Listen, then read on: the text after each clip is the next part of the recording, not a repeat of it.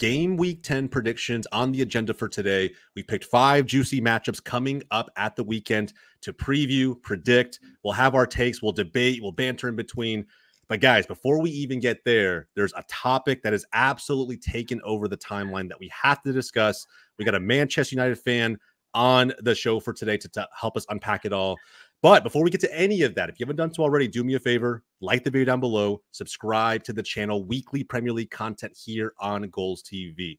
As usual, I'm joined by Austin Forbes, Maxi Gaming, Barca Boy 103. Again, today we're going to talk about game week 10. But before we get there, Max, my boy, you're wearing the sporting kit.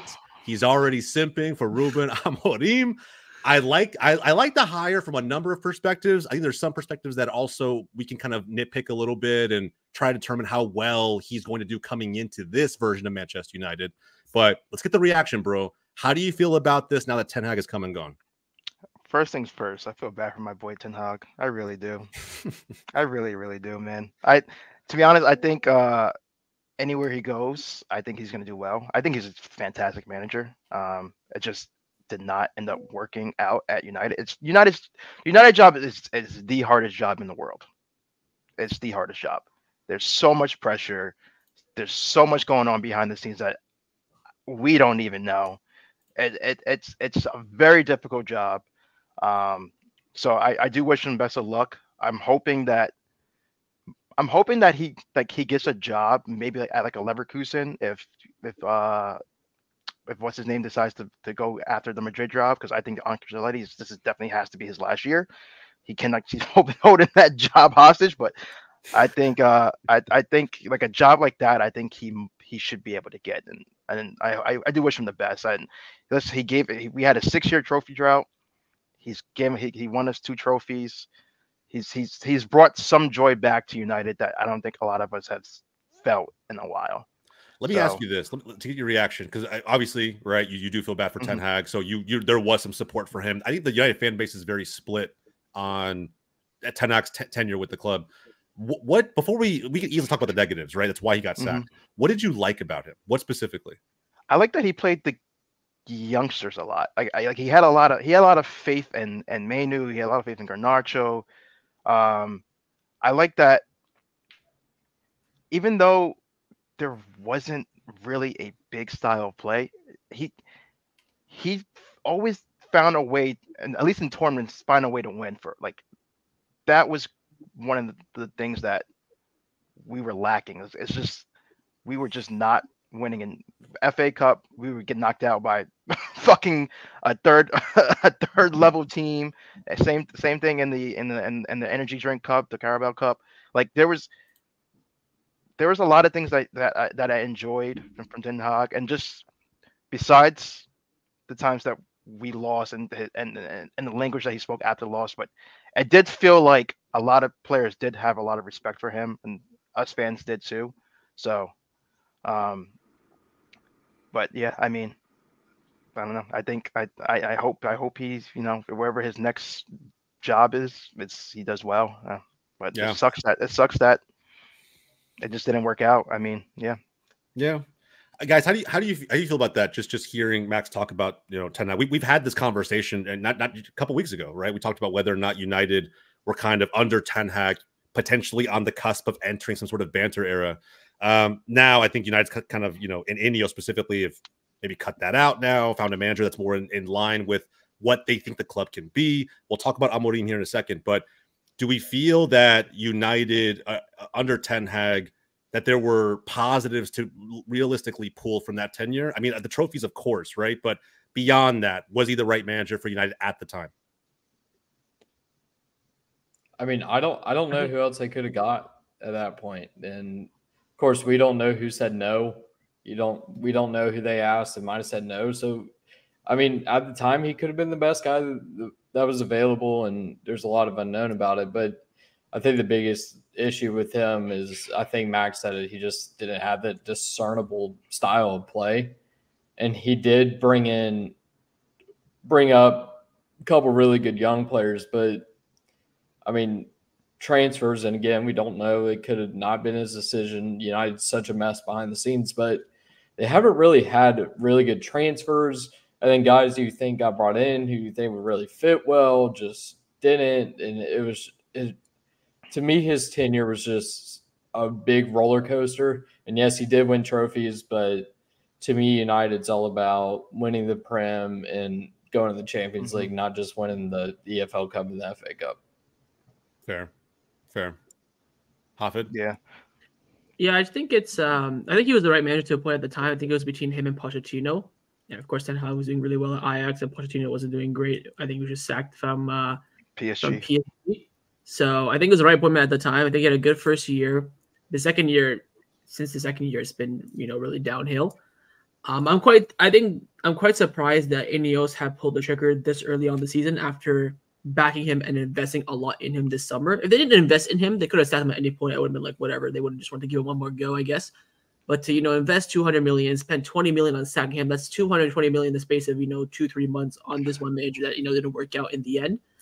His time was probably over after Spurs, but I just don't think they really had the balls to sack him that early.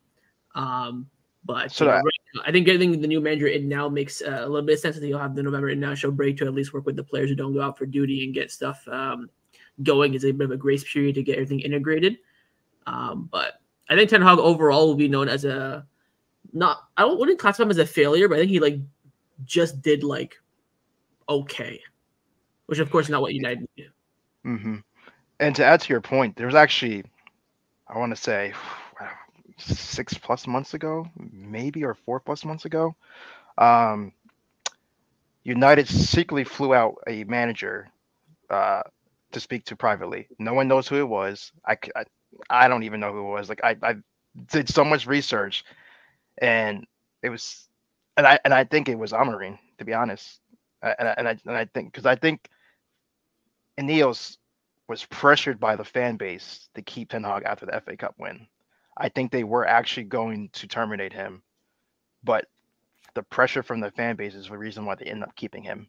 That's crazy. The FA Cup cost you 220 million and a shit start to the season. Yeah. And that's why, to me, I even said in the group chat before this, right? I somewhat question Ineos and the decision making. I'm not saying I question them as an ownership group outright, but I think that if you were going to allow him to spend nearly 200 million in the summer, you have to give him past October. And again, this is coming from someone that, look, man, as an Arsenal fan, I'll troll United fans all day and say yeah, it was great. I'm Ten Hag in. I want him to stay. But seriously, at the end of the day, if you allow that type of investment into an individual and to not even give them more than a few months to really see it through and see what it can become, I question a lot about the decision making. That's a lot of money to spend. And now another manager has to figure it out. But I will say, yes, they allowed them to spend that much money, but at the same time, there were some decisions about some of the transfers that he did not have a say in. So it was more transfers that was for the future of United rather than just for Ten Hag. For example, Euro, I don't think Ten Hag did not want him at all. I think that was a Ineos target that they wanted for the future of United. So I feel like, yes, Masaru, De Ligt, I feel like Xerxes, maybe he had an agreement with, but I don't think some of these transfers were designated targets for Ten Hag. I think it was just Ineos is coming in and setting standards that, hey, yes, we'll hear what you want to say, who you like, what your targets are, but this is also who we're going to target, what we're looking for the future of United. Just to add to that point as well, I think Ineos have done a lot of good and a lot of bad. They're so lucky that Tuchel got the England job. If they did all this and appointed Tuchel, they would have looked like an absolute shit show.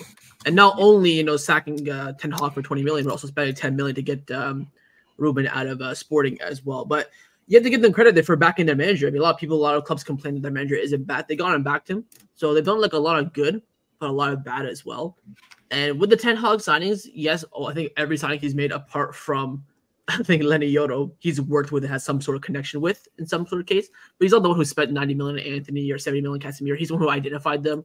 It's United's poor, negotiation skills. And, waiting too long. Yeah, waiting too long, and they could have got Anthony at the beginning for 50, but they waited like a week before. They could have got him for 40 mil in June and decided, hey, nah, okay, we're in trouble. Let's sign him now. So, but yeah, I mean, honestly, yeah, they finesse the shit out of United with that deal. But again, it just comes back to the latest investments that Ineos made in this manager. And you have to believe, if it happened 2 months after the fact, you have to believe this was always on their mind. This could backfire. We could, Ten Hag might not turn this around. We could end up in 14th place, and we'll have to make a tough decision and spend 30 to 35 million to do it. And that's exactly what's happening now. So, which is why I said about there was that private meeting between a manager that we don't know, because earlier in the year, I don't remember if you guys said, I said there has to be some type of contingency plan if this does not work out for Ten Hag, because there's no way. Well, it's fast forward to now, we're in 14th fucking place, but what is the plan if that is the case? Because this deal that happened with Amorim, like that. A very good point for Ineos as well. They move it quickly on a new manager. They move very quickly. So to me, there had to be some type of conversation in the past. Just like, I want to say like be ready, but like there's a chance there's an opportunity for you at United. You think it was him? You think it was him that they met with? I think it has to be. I don't think it was Tuchel, to be honest, because Tuchel openly admitted that he did not want he didn't like the job, like the project at United. So I can't think it's definitely not Zidane. Zidane fucking come out and said, "I'm not playing. I'm not managing." He's coming back for France, and that's yeah. That's all so like, there's no other manager, and they wouldn't do that with a Prem manager. Like it wouldn't be Gary O'Neill. It wouldn't be Thomas Frank. Thomas Frank. Eddie Howe. Eddie Howe. Like it wouldn't be any of these managers, and it wouldn't be Southgate. So to me, there was literally very limited options of who this possibly could be. This is, again, another decent appointment by United as well. They didn't go for the English manager. Like, if they got a Southgate or something like that, or even Eddie Howe, they would have flopped beyond belief. So, again, they're doing a lot of good things, but they're also doing a lot of questionable things. So, it's kind of like, I don't know, they're getting experience from this, or they're kind of just, making decisions as they go. It's a bit weird, but, I mean, I guess all you can hope is that they learn. What you're really saying, it sounds like the old regimes, like, they're moving weird. It does kind of. It does a little bit. Like they backed Ten Hag. They had like this meeting for. What's weird that he won the FA Cup. They like publicly announced to the media, okay, we're gonna do an internal review for about 2 weeks, speak to other managers, then make a decision. With all the fans for 2 weeks straight saying, give it to Ten Hag. He won the FA Cup. Give it one more go. Blah blah blah. We don't want to chop and change managers like every team does all the time. So they did all that. Then they say, okay, well, listen to the fans, and we also think that Ten Hag is right. Backed him, 200 million, good players as well. I felt like they had a good transfer window. I think we all could agree based on their preseason prediction when we reviewed the window. They have a crap start where they had a lot of up and downs, and they have more downs after the September international break. Then you're thinking, okay, we don't want to spend 20 million sack Ten Hag, just got clapped by Spurs. We'll give him one more, grace period between the next international break. And I said on the channel that he should be going 5 out of 7, and the first 3 games he's only gone 1 out of 3. So and then they sack him, spend 20 million, and not spending 10 million to get Ruben. And they were ready to spend that money too. Like they were like, we'll drop the release clause. Like we don't care. So like it just seems like they did have some type of contingency plan in the summer. Yeah, and I think just statistically speaking, Erik ten Hag, I think Jose showed the percentage. He won 55% of his games, more than Solskjaer, more than Louis van Gaal, more than David Moyes.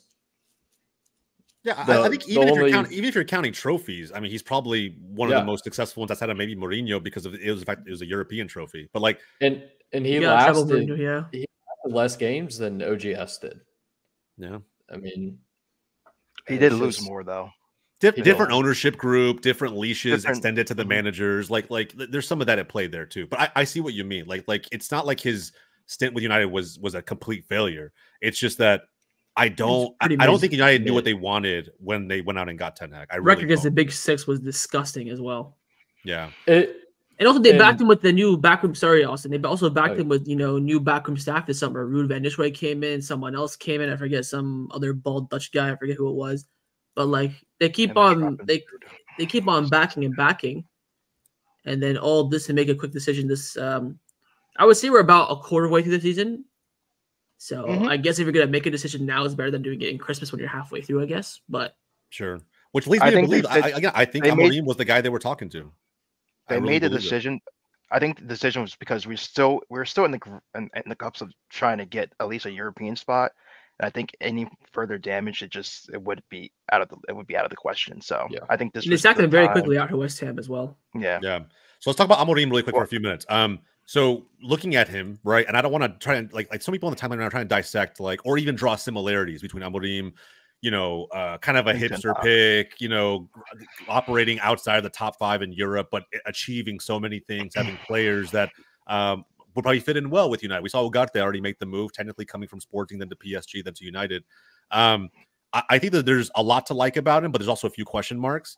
I think the one question everybody should be trying to answer with this manager is, what is the biggest challenge he is going to face? Going into this locker room, what is it? What has plagued every United manager since Fergie? That's a great question, because that is the question, actually. The issue that we've had with every manager besides Moyes, because Moyes is ass, they start well, then there's some type of issue, whether it's an injury or some type of locker room issue, or they go into a small losing run and they can't turn it around, and then it ends up with them being sacked.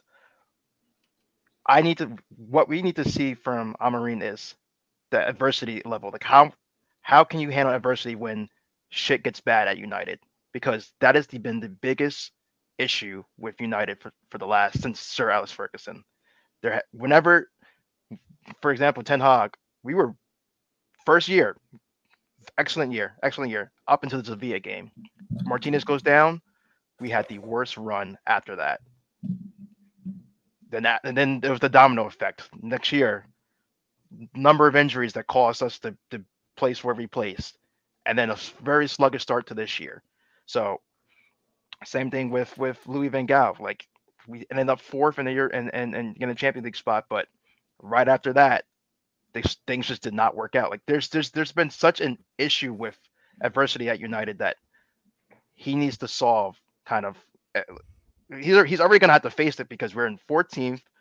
We already have a number of injuries. We have no Manu, we have no Maguire, we have a ton of injuries. No Luke Shaw. I mean, I don't know how Luke Shaw's contract has not been terminated yet. This he faced another setback. I don't even know how you face another setback after you had a setback. I saw that, bro. Like 2 weeks ago. Like, that does not make any sense. Mason Mount levels of Mason Mount's hurt again. Sort out this physio issue. Like, what? I mean, I also think a lot of the issues with injuries had come because Ten Hag didn't rotate the squad enough the first year. So I also think that had a domino effect. But so does a big signing like this man change a lot for this club? I mean, I would love him. You already have Højlund and Xerxes, though. Yeah. Well, the rumors of Xerxes moving on apparently already. I know. I heard some weird links, like Juventus or something. Yeah, but the thing is, it depends on how we fit in this formation. And another big thing for him is he going to stick to his his formation, his style of play? Is he gonna or is he gonna allow Ineos to kind of butt in and say, this is how we want you to play? That was the issue with Ten Hag. Even though he said our players weren't able to, he wasn't able to do the same thing he was able to do at Ajax. But we need Amorim to literally put his foot down and say, this is how we're going to play. And if the players don't match up, then they need to go. Am I wrong in saying that I feel like this is the same situation as when Erik Ten Hag came in? It is the same situation. Top 5 league. Well, yeah, because everybody has said this, has been saying all day today. What's the difference between Erik Ten Hag and Amorim? Erik Ten Hag, very successful at Ajax, challenging in Champions League. Literally, Ajax wasn't winning shit before he got there. Started winning when he got there. Hasn't won shit when he left. So, what's going to happen with Amorim? And I honestly can't even tell you. Be honest. I've lived through these moments for the last 10 years. Like, I genuinely can't tell you until we get to, I don't know, end of September. I already know it's not going to be. It's not. If he can transform the club and we start winning games and stuff like that, amazing. But I can't tell you if that's going to happen. I just don't. I won't know, because it's the same. It's the same players. It's literally the same players. So I don't know. Yeah. I don't know, man. It's a really fun conversation to have. And look, if you guys have any hot takes in the audience regarding Amorim and like what you expect of him coming in, I think it's a tricky situation that he is equipped to navigate. Don't get me wrong, he is definitely equipped to navigate this. But how many managers have we seen, right? Like you said, come in a similar scenario and have the same expectation, usually with the same type of result. At some point, it has to change because this is Manchester United. But let us know in the comments down below, man, how you feel, whether you rate Amorim or not. Can he get United back on track to where we all know they can be? We'll find out, man. That was a good little segment, though. All right, let's pivot over to predictions. Before we get there, man, let's check in, guys. Standings. And we had a fun little emoji to add to the leaderboard today because Austin has joined Max with 2-0-5. Round of applause. Now I'm clapping. Round of applause. Yeah, well done, Austin. Well done, bro. Well Thank done. Oh my god! Really, but I really will had to say try for that one. this week's prediction, there's a good chance we all can go over 5. bro, yeah, I'm so nervous about this week. I'm so nervous about this week, bro. This is Some a big big teams team. we're gonna I'm talk straight 50-50 now. God.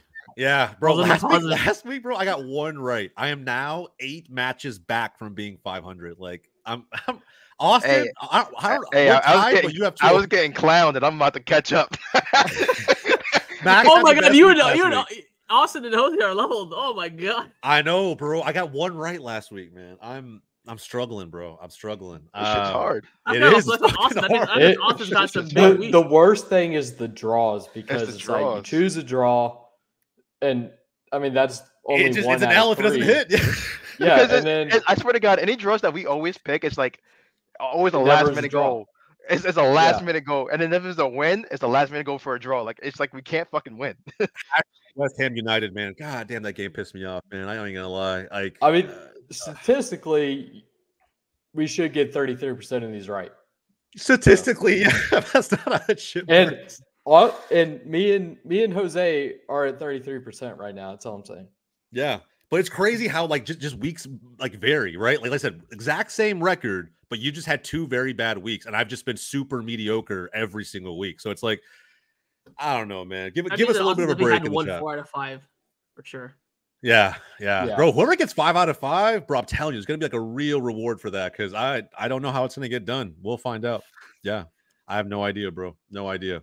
But look, let's get into the first game. We'll talk about it. It is a juicy matchup, in my opinion. It is the early game on Saturday. We're gonna talk about it now. Newcastle versus Arsenal.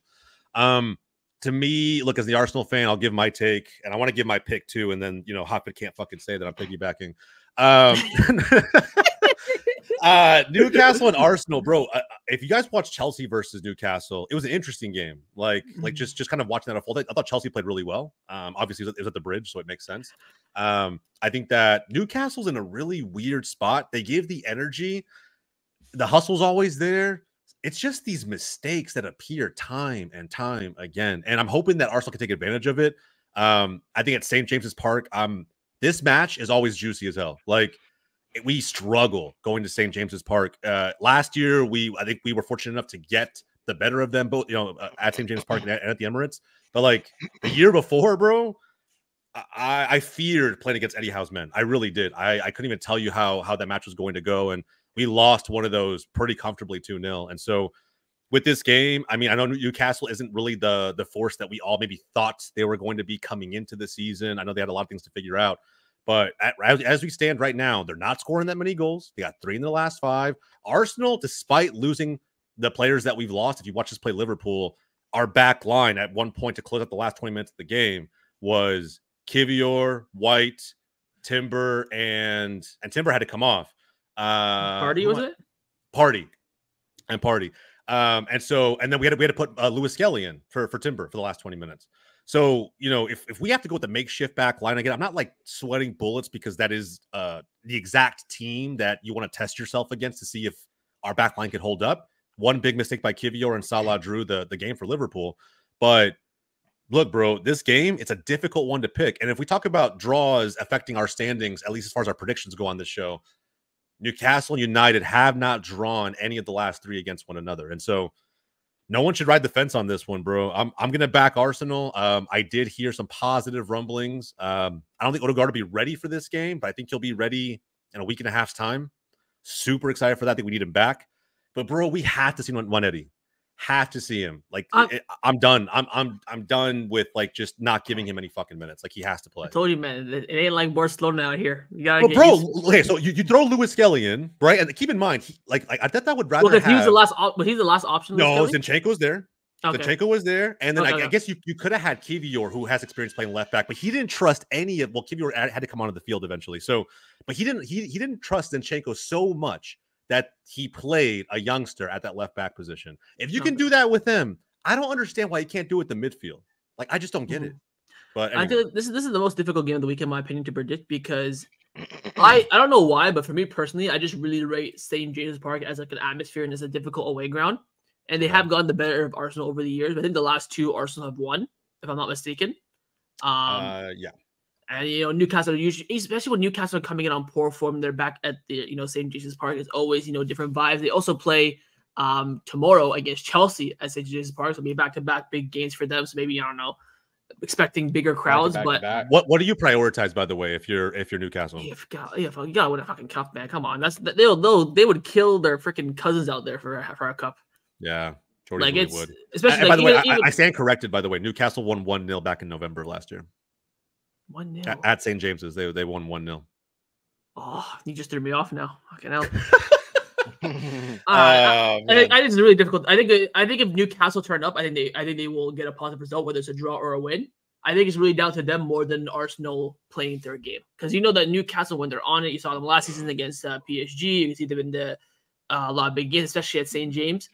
So I think it comes down to that. I think it depends a lot on the result midweek as well. If they win, they'll be up and firing and ready to go. If they lose, they'll be looking for a bounce back, but it's hard to get a bounce back against one of the best teams, if not the best team, according to some people's opinion, in the Premier League. So, but bro, look at this. No Gordon, okay? No Gordon. The back line's makeshift as hell. I don't know who's actually going to come in and and again, Arsenal had their injury woes too. Don't get me wrong, but I think if you have to pick either one of these injury-ridden sides, I feel like I back the title challenger, regardless if that's Arsenal or not, right? Great point. It is a way. It is a way. Don't get me wrong. And to me, the key to it has to be Gabriel.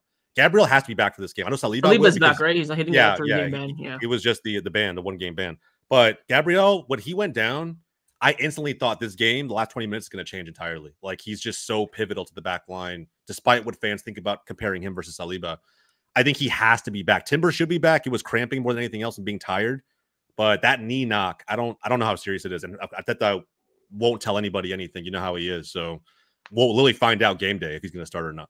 I'm sitting my arse right on the fence here. I think I have to go with the draw. It's either a draw or an Arsenal win. I'm not going to predict Newcastle because that's the unlikely outcome. Plus, I'd rather predict Arsenal than Newcastle win. I'll be happier. If I'm being honest. Oh man. Okay. So I'm thinking either a draw or Arsenal win, but Arsenal, I think they play in the cup midweek. Who they play in the cup midweek? Preston away, fucking hell. Yeah. That'll be a whole rotated side. Yeah, we'll rotate. Well, Neri might get in that game, and if he plays well, never know. I swear to God, Austin, if he doesn't, I'm gonna come on next week and throw a huge fit, bro. Like I don't know what I'm gonna do. I'm gonna freak out.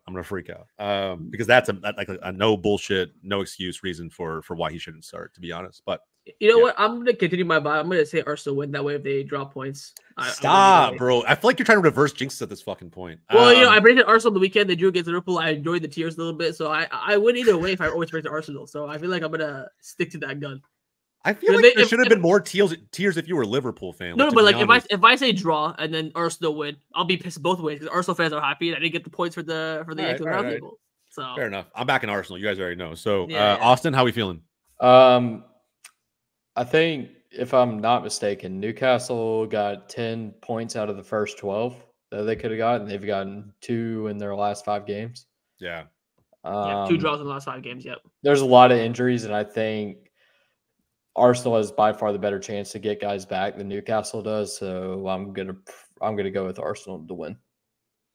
Yes, sir. Max 4P. Max, he won't pick Arsenal. I'm picking Arsenal. Okay. I was I think he's riding the fence all the way through. Guys, you guys know I've been talking shit about Newcastle like the last every week. So we have. It's true. They're not convincing anybody. They're not. I don't think like. As soon as we say this, they're gonna win. Stop, Austin. Why the fuck do we do this, bro? Like, I don't understand why everyone's going to reverse jinx Arsenal. Like, I don't. You gotta save the graphic. Someone's got to take something else. I will sacrifice. I will sacrifice 1 L this week if Arsenal loses. So Once again, it's a win-win for me. Hey, let's go. I can't stand you guys, bro. You guys piss me off. All right, let's move on to the next game. Hey, it's a win-win. Game is game. Fine, game is game. Whatever. As long as they win, I don't give a shit how it happens. Even it's unsexy Arsenal at St. James's Park. Yeah, I feel like this is gonna be a physical match. So yeah, 1,000%. I feel like Newcastle hate Arsenal. They fucking do. Even though it's like a non-derby, I feel like they just don't like them. Yeah, I can see that, to an extent, right? I mean, like I know whenever I talk about like Newcastle and Arsenal, you know what I think of automatically? I think of I think of this shit. Let me show you guys this. I think of this immediately. I think of Joe Linton shoving the absolute fuck out of. So the same year where the ball like crossed the line or not was in question. Yeah, that was and then it was like, was this a foul? Right? Like, was Gabriel actually allowed to compete for the ball, or did Joe Linton prevent that? And by the way, this was given as a non-foul, which is why that Kai Havertz moment in the Liverpool game makes no sense to me. But anyway, yeah, so this is what I think of. I think it's going to be super physical. And if Gabriel and Saliba are both available, they're going to have their hands full, but in the best way possible. Gabriel's available. He's not going to be 100% fit. With Saliba, he'll be fine because, he's going to come in fresh. He probably won't play against Preston Saliba, to be fair. Yeah, I don't know if Arteta will risk him if he's not 100%, but I guess we'll find out. Because at the end of the day, we're still missing players in the back. Would you risk him if he's not 100%? Let's say he's like, yo, Jose, I'm like 80%. Just give me some painkillers that can go out there. Would you risk it for the biscuit? In this game, it's pretty important to avoid the gap getting any wider at the top of the table, right? What's the gap now? 5? 5, yeah. I said at the beginning of the season, if we got to January and we were within 6 points, the title race is still very much on. So, but we're getting close to that number. I think we have to play Gabriel if he feels like he can play. He can play. Put him in. Who do you play next? After Chelsea. Oh, away with Inter in between. Back-to-back away games like that. Oh man, Inter's away too. Next 3 are away. So St. James, San Siro, and Stamford Bridge. Yeah. So Arsenal ain't making it out of the hood alive. Okay. Let's hope so. Let's relax. Let's relax. Oh, if Chelsea, you like a Chelsea 4-0 win. No, listen to me. Everybody thought we weren't going to make it out of this last stretch of games alive. Right? Without Odegaard, without Saka in a couple of these games, and it turns out we got everyone and their moms knew Saka was going to be fit for the Liverpool game. Yeah, fair. What I'm saying is without Odegaard, everybody thought we were done. Y'all see him on the red carpet limping? I was dying of at the ceremony. He was walking with like his limp. Bro. It's not a fucking he was limp, limping. bro. Okay. Wait, all right. We're moving on. Wait, who? Saka. He was limping? I didn't watch. Bro, he had the tiniest little thing, and people were like, "Oh, he's limping on the red carpet." Like, shut up, bro. This man's Saka, bro. No, man. When you talk about aura, you talk about the aura of a limp. Like, if you can, if someone would imitate him, someone would literally be like, "Oh, that's Saka limp." Check the group chat. Bro, shut the fuck up. Hop is over here just spreading hate. Bro. I know what my boy Max thinks. Yeah, that's fair. Look. All right, we're moving on. So the world needs haters. The world needs haters, and Saka's got a lot of them. All right, here we go. That's legit the Saka lip. Hey, bro, listen. Bro, he should trademark that shit. That's all that I'm saying. He has to, bro. That's funny. Every time I see him just walk off the pitch, it's just so fucking funny. I'm actually curious. Is that how he actually walks, or is that him limping? I'm actually. It's how he fucking walks, bro. When he limps, it's worse than that. It's worse than that, bro. But okay. The trolls took that shit and ran with it. I'm moving on. All right, Ipswich Town hosting Leicester City. Also, what happened to your boys, man? They let me down against Nottingham Forest. We decided it was a good idea to just pass the other team the ball in our own box. I mean, I guess we thought that would end. No, bro. What happened was we all bought into the Leicester City Southampton hype. We all bought in. I didn't.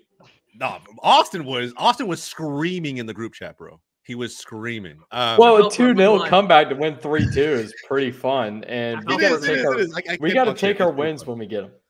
That was me last year against Bournemouth and against Villa, so I'm not gonna knock it too much. I was right there with you. All right, so look, this game really interesting if you're someone who's obviously looking at the relegation race and like who's really gonna kind of be at the bottom. We got some hot takes on this show, by the way, in the first episode.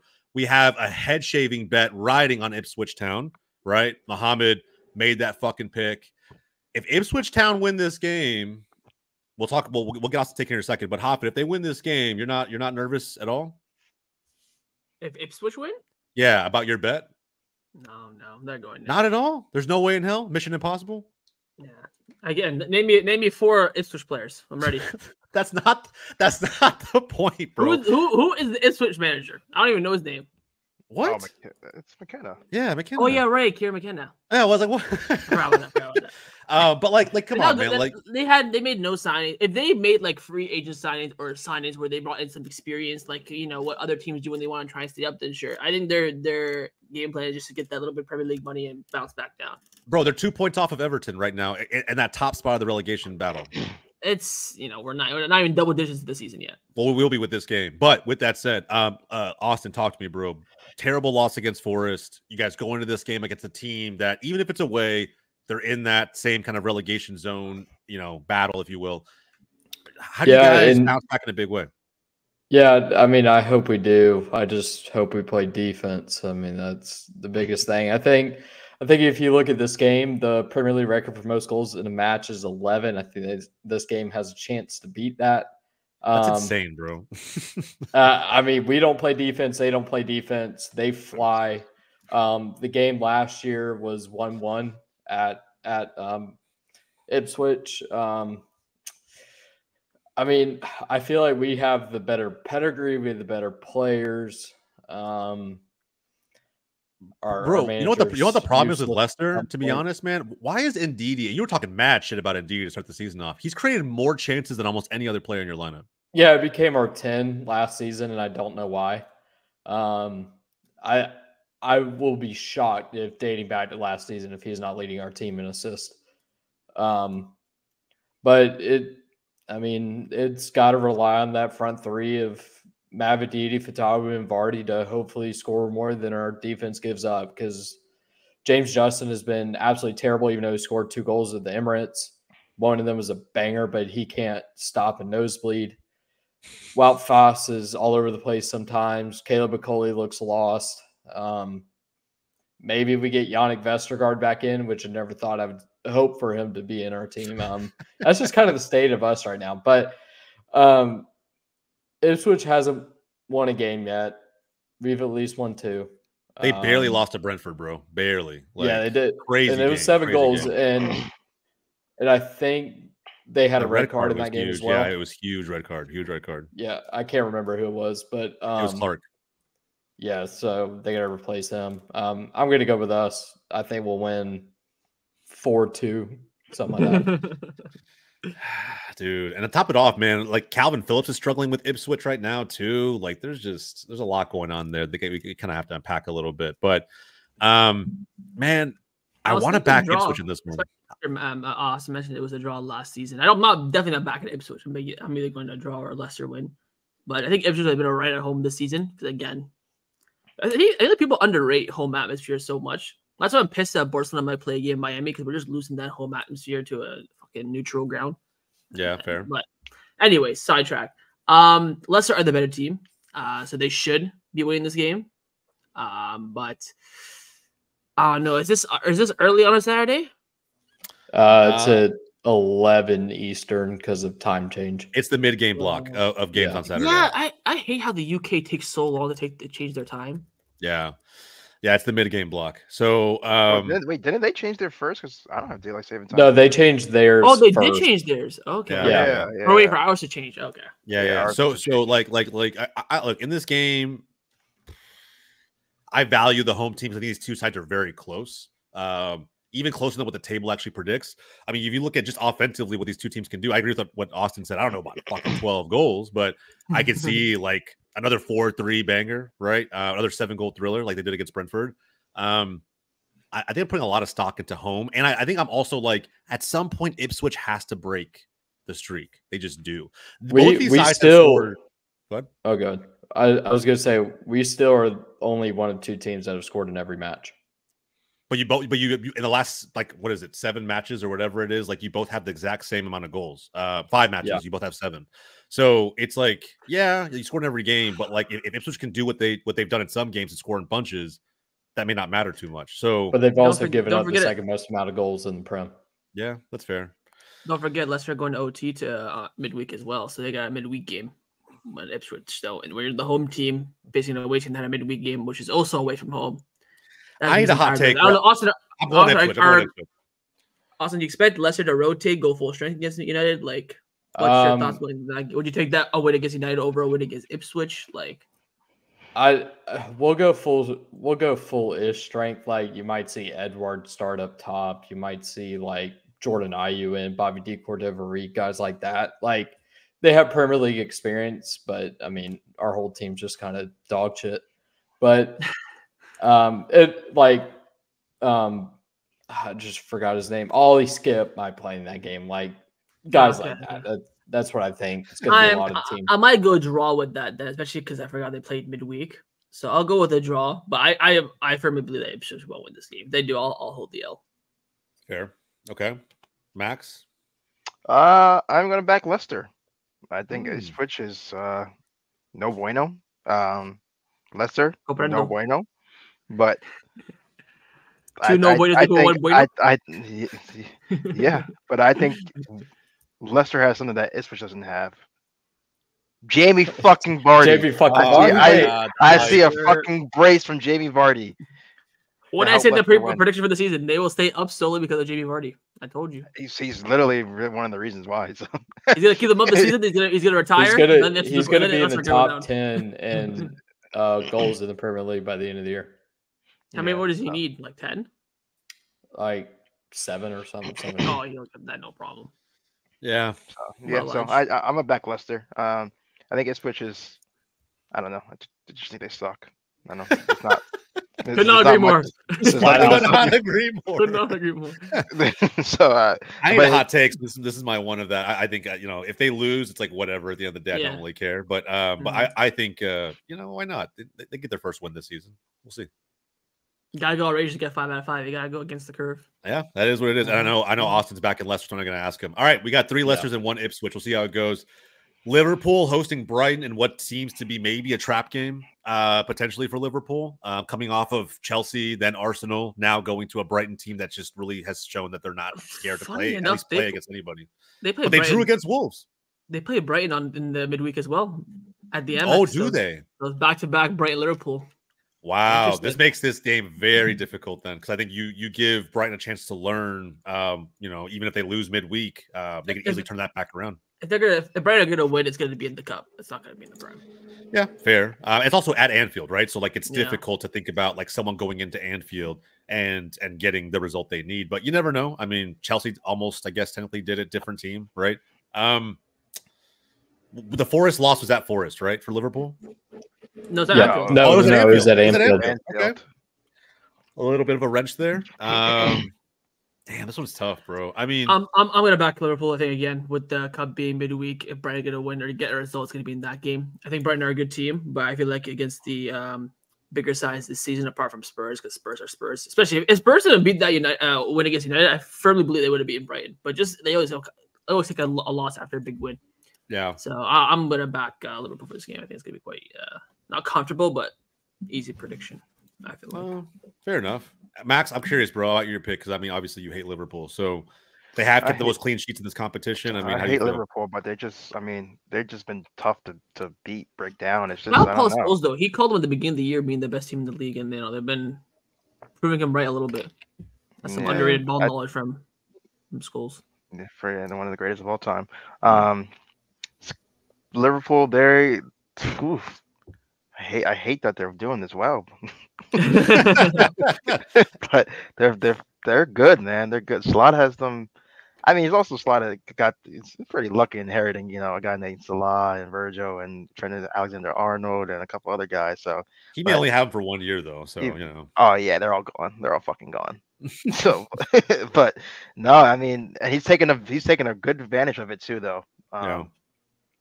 But Brighton's a team is like an any given day type of team, man. Like they can come in and just fucking come and dominate and get a result, or they'll just come in and just get their ass beat. I mean, bro, I don't know. They're averaging 2 goals a game over the last 5.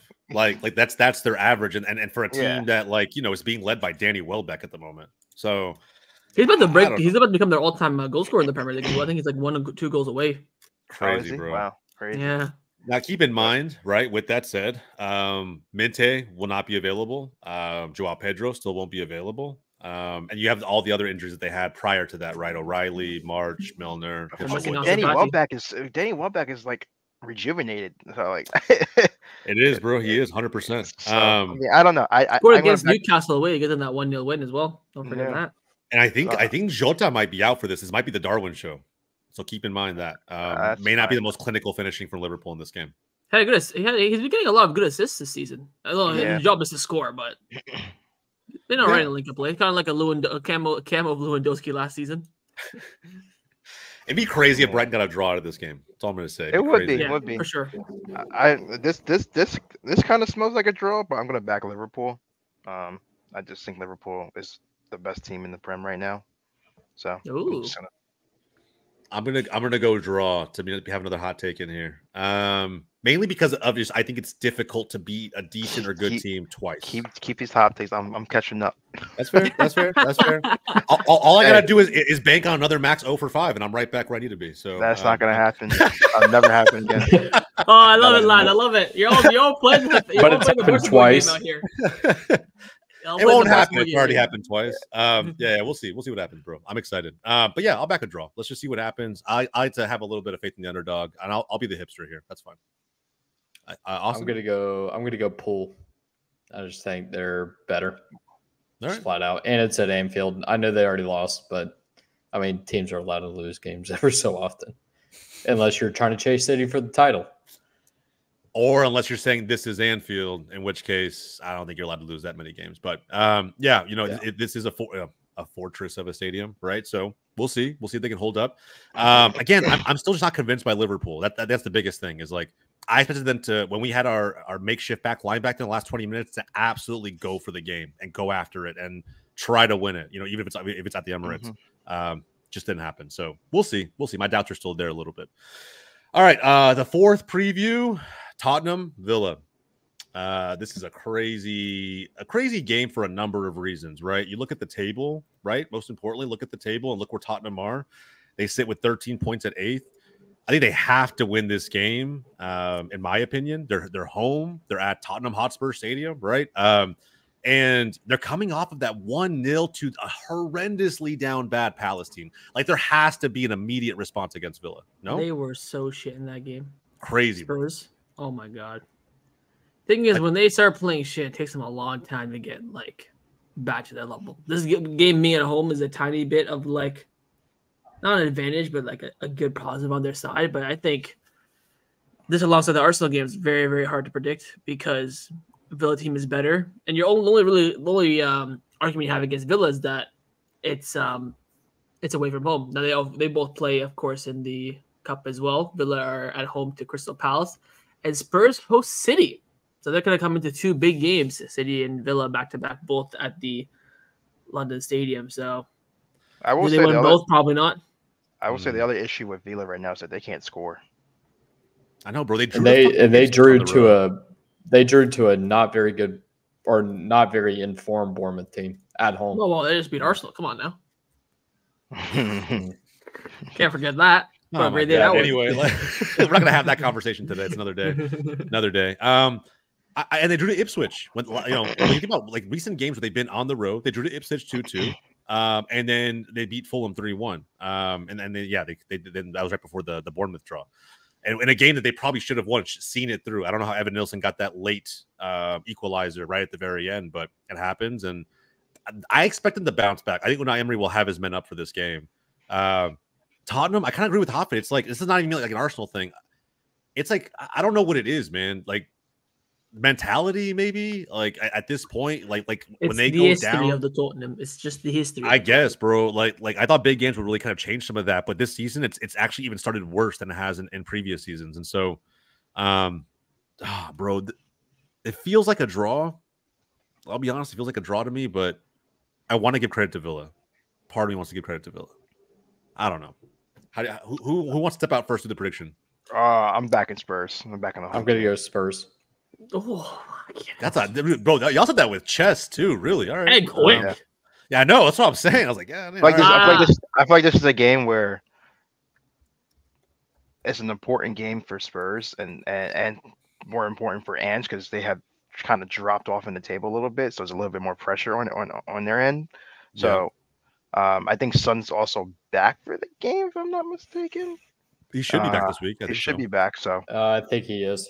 Yeah. So I think this is a game that Spurs have to win and should win. So I'm a back a draw because, as Max, that exact argument that Max said, I have that for the City game because they just fucking need a cup. They've been dying for a cup and just on this hype that in my second season I win a cup.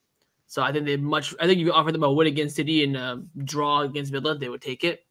Even though, like you mentioned, they're very low right now with the Premier League compared to where they should be. But again, with these EFL Cups midweek, there are big implications in my opinion. That's how I've kind of been judging my predictions. Mm-hmm. So I think coming off a rough game against City Wednesday, Saturday turnaround, or is it a Sunday game? Sunday. Sunday. So, I mean, yeah, I don't think they'll win both. So I'm gonna say draw. I think Villa will come in looking good after beating Crystal Palace in the cup. Yeah, I really wanted to say draw too. I wanted to, but it's like I find it hard to give Tottenham credit right now. Like I really do. Like they're so up and down. And that Palace game, Hoffman was 100% right. They look like shit against a team that can't find any form if their life depended on it. They were lucky they lost 1-0. Yeah, it's crazy, bro. 5 up them chances. Same with Mateta. By the way, Mateta has more goals and assists last year than and Eze finally got that assist, right? Like finally, it's like we've been waiting for him to get some contributions. I'm gonna go Villa. I think it's hard for me to back them too, but they seem to show up when the pressure's on at a minimum. And the pressure will be on this game. They are still vying for top 4. They're still in the Champions League. And this is a game they can win. It's not like Tottenham's, they're going to try by the end of the season challenging for top 4. But I believe just like last season, they will get the better of them. One of these picks goes that you're just going underdog for every single one. Almost, yeah. Balls are on the table for these predictions.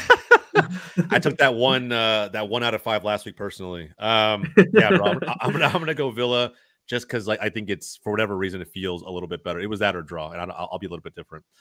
All right, man. Game of the week. United hosting Chelsea. This used to be a fixture that everyone would circle on the calendar. Get ready for all the vibes that come with this fixture. Now I think there's both teams are in very different places. Still have their hurdles to overcome 100%. But now, I mean, with Ten Hag out, with Rude technically right going to be at the helm, I think at least for this one, right? I mean, I don't expect anything else.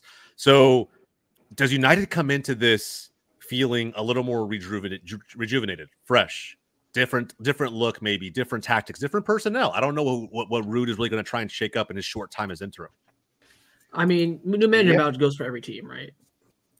Yeah. So no matter if it's an interim, I mean, fucking Ole got the job from his manager bounce pretty much. True, bro. It's true. So, I know that Ruben Amorim is doing. I think I heard some information that United sent a crew out there to do an interview for him. So whether that gets released for the Chelsea game, maybe we'll have more excitement and instill some confidence in not only the players of Man United but also the fans in the stadium. This being at Old Trafford is really important. Again, they also have a cup game at Old Trafford midweek against Austin's lads. So, and then of course Chelsea play Newcastle away. So, I think this game has a draw written all over it. I think Chelsea have the better side this season. They're only 1 point off Arsenal, which is I just saw that now, which is crazy to me. And but where Chelsea have really struggled this season is facing the top 6, facing a team that can go on paper equal level playing field. Of course, they're beating Newcastle, but you see on paper they have a better team. They struggled against City. They lost another big game. What was it? Liverpool. So against a bigger side, they're losing, but they're kind of dominating 6 and below. Keep in mind, Hoffa, they haven't drawn anyone the last 3 against each other. Yeah, but draws always drop here and there. Yeah, fair enough. I don't think United have last to win this game. United. Last season it was 2-1 United. Yeah, especially if Amorim is in for the job by this game as well. Probably won't be. I think he'll definitely be announced and confirmed. Yeah, usually they won't. Yeah, so I don't expect it either. But even last year, where I feel like you can make a realistic comparison to United today to the one we saw in the second half of last season, I think it's still pretty much the same side, even with the injury problems that they have now. United won that game. Like I said, this is a game that I think that they get up for, at least to an extent. And I think Hoppe's right about Chelsea against the big 6 or against the bigger clubs in this league. They don't always show up. That game against Liverpool, bro, I watched that firsthand. I sat down for it, went to Cosm in Dallas to watch him on the big screen, and Palmer disappeared. Man was a fucking ghost. I think if that happens in this game, I don't know if it's going to happen twice like that, but if it does happen in this game, does Sancho with the revenge game on his mind? Ten Hag's gone. Don't get me wrong. Revenge arc. Sancho's not even playing, bro.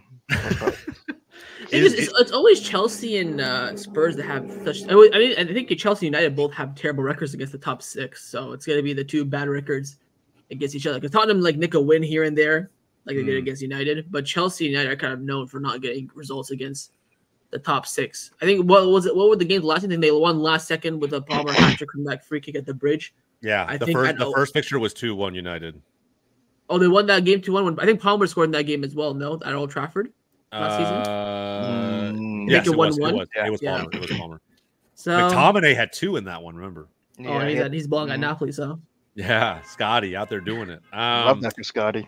I know, bro. It's kind of crazy. You guys could use him a lot right about now. Right about now, he would come in handy, I think. No, I think he would have gotten a header against West Ham in the last second. At the last second, he does what he does, right? Yeah. Save Ten Hag's job. Out there. Yeah, save his job another time. Well, Diego's the reason why Ten Hag doesn't have a job. So, dude, that miss was insane. Hey, I will say the biggest thing about Ten Hag was that I really feel bad because he did everything right that game. Like, you cannot draw. I mean, besides second half, like it's the issue with the second half in the last few games. It's all been the same. Like, the teams made changes. We didn't make changes. We ended up drawing, losing, whatever the case may be. But the first half at that West Ham game, we should have won. Like, we should have been up by like 5 goals at least. Like it literally opened nets. It's crazy. The Dallo one was the worst one, but like, yeah, Garnacho's post. Garnacho had 2 chances to score. Yeah. I mean, Bruno had. So. It's wild, bro. It's wild. All right. Well, it's a prediction time. We'll wrap this thing up. What'd you say, Hafid? You said draw? I said draw, yeah. It does kind of feel like a draw. Like Chelsea's away form has been decent this season.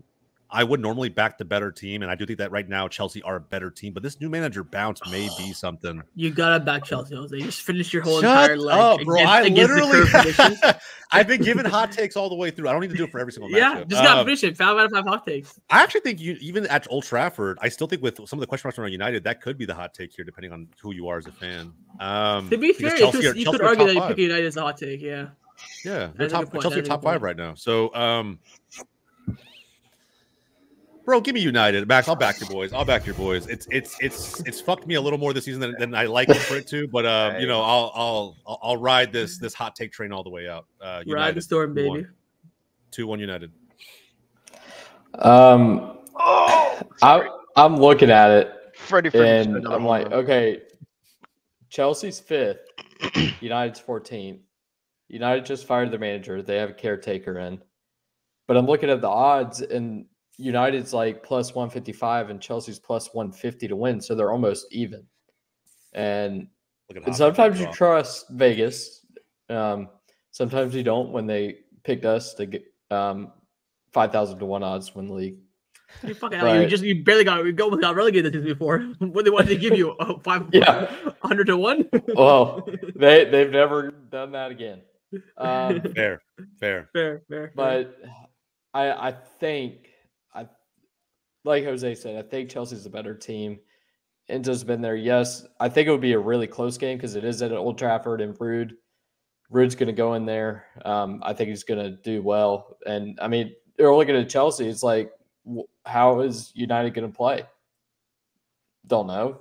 Rude could go. I don't think he's going to change too much, but he could change stuff up. So I just don't think you fully know. But I think I'm going to go Chelsea here. If he doesn't start a mod, Max, you need to fucking riot this club, bro.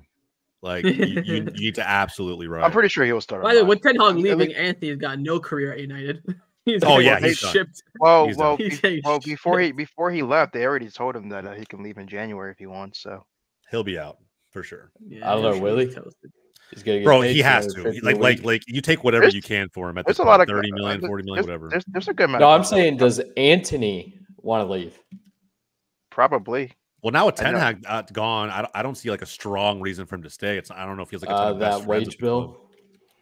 Oh, I don't really know what he's getting paid. I think he's on like 170 a week. I don't think his wages is not that high. That's a fuck ton. It's still a lot. It's like 200. Yeah, I mean that's. I don't think that's gonna be a major issue. The biggest issue was the transfer fee for him. I don't think his wages is that much of a big deal. But yeah, I mean, he's injured right now, and you kind of need to see him play before you get a transfer out. So that there's that aspect of it all too. But anyway, yeah, I don't know. I don't think Ruud's going to drastically change some things up. He's not going to change much, to be honest. I am going to back United solely because of I'm going. It's just my club and new manager bounce. And at Chelsea do struggle at Old Trafford historically. Yeah. So yes, you're right. Yeah. It's like that. Yeah. Same thing with like the Emirates. It's like, again, maybe it's just Big Six. I don't really know. I don't know what the record's like at Anfield, but yeah, they don't have the greatest record going away to some of those big stadiums. Yeah. Yeah, almost not the greatest either. They barely beat United last second. They drew 4-4 with City. We started off terribly at the Emirates last year, and we still came back after being down 2-0 and drew 2-2. So at the Bridge, we beat them at the Emirates. So like, yeah, it's just like it's one of those things where I don't know how well they do, but I like how Max is like, I'm just going off pure vibes. We're gonna win. We're gonna win this game. 100%. Yeah, pure vibes. I mean, I can definitely see a draw because we just draw every game this season. But just pure, I think. Also think the players were very upset after that Chelsea loss at the Stamford Bridge and how we lost. Facts. 3 goals in 10 minutes. Big facts. I think that's still in the back of their mind. So I think looking into this game, that's something that they just if they want to play for Ten Hag, because that's another game that really fucked Ten Hag. It really did, bro. It really did. It was an epic loss. Epic loss. But so like, if you want to play for your former manager or anything, but that's something that's in the back of their minds is like we have to kind of get some payback against Chelsea for that. So, Austin, did you get your pick? You said Chelsea. Chelsea. Okay, so we got Chelsea, United, and Hoppy was a draw. Yes, sir. Yes, sir. All right. That is it, lads. Those are our predictions and previews for game week 10. We're gonna wrap the video here. If you haven't done so already, like the video down below, subscribe to the channel, and more importantly, man, let us know in the comments down below. I don't know if I was fucking asinine with my hot takes this week. I'm trying to work my way back up the ladder, guys. And on top of all of that, just how you feel about some of these matches. A lot of big ones this week, and there's even some we left off. I know City played Bournemouth. That's like a kind of a trap game potential for me. Wolves and Palace. Yeah, Wolves and Palace also going to be a decent game. But a lot of good Premier League matches incoming for game week 10. Wolves finally get their first one in the season. If they don't, it's over for O'Neal. I'm sorry, if they don't. It has to be. It's I love Gary O'Neal, but it's like, bro, at some point results 2 points in 10 games. Yeah, it's got to be it.